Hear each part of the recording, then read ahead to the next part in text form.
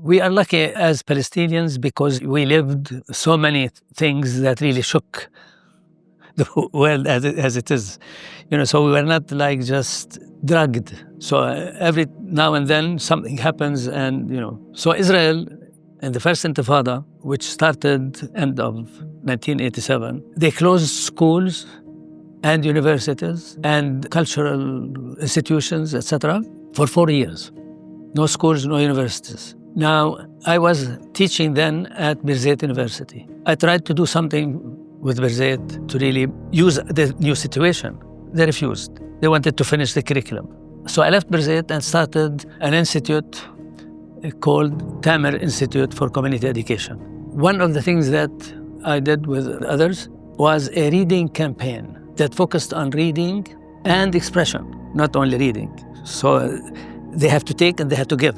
Now, we didn't really want them to study, to read the books, the textbooks and things like that. This was an opportunity really to get out of the books. So what we did is we created 7 reading passports. So the child would start with one. After they finish and fill all the books that he or she chose. There are no books that we said you have to read this and you have to read that, because we want really to stress everybody, like food, they choose. So if you read a book that is bad, it's like food that is bad, you just don't go back to it. After they read one book, they write what they have read, what they have understood completely. There is no teacher to tell them whether they're right or wrong. After 7 passports for reading, they would have finished 147 books. They would have read 147 books. Their choice, see, that is very important, that they chose the books. And it is interesting, it is the only time probably that Palestinians were given the choice to choose the books that they want to read rather than textbooks. So that period, to me, was a very, very telling about how we can move out of the dominance of the curriculum, of evaluation. There was no evaluation, there was no curriculum. They created that. But also because there was expression also, we had a weekly page in the newspaper where kids between 10 and 20 can write whatever they want. So this page was completely their expressions. We did a lot because schools were closed, universities were closed. So some, of course, of them tried to finish the curriculum by hook or by crook.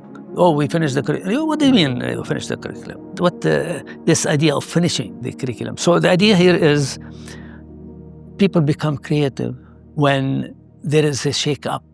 So at the beginning, and many people thought, schools, students are losing a lot because the schools are closed, because universities are closed. No, there was a new spirit. And at the same time, during the Intifada, young people, men and women, started making neighborhood committees because there was no services. The neighborhood committee in every community took care of what was needed in that neighborhood. You know how many neighborhood committees were formed in the 4 years? Between 40 and 45,000 committees, with no one organizing that. They were self-organized. Actually, these activities of self-organization is what made Israel really call for the PLO, the Palestine Liberation Movement, please come and save us from this movement. And they had Oslo agreement. And so all that spirit was lost. And it's not really in any of the universities today. So the idea here is there is a lot that people can do when they are not controlled by a curriculum, by evaluation. And that doesn't mean, as I said, if knowledge is needed in some technical subject, okay, let there be evaluation, let there be curriculum and theories and all of that. But we lose life that way. 40,000 in a small place, the West Bank, 40,000 that formed themselves. There was no organizer, there was no committee, there was nothing. So people felt free, okay, we can then take care of ourselves. It's amazing how much human being can do. I mean, what is Gaza? America and all of Europe always went into war and win it in a few days. In Gaza, I mean, they are nothing. Small group have nothing other than themselves.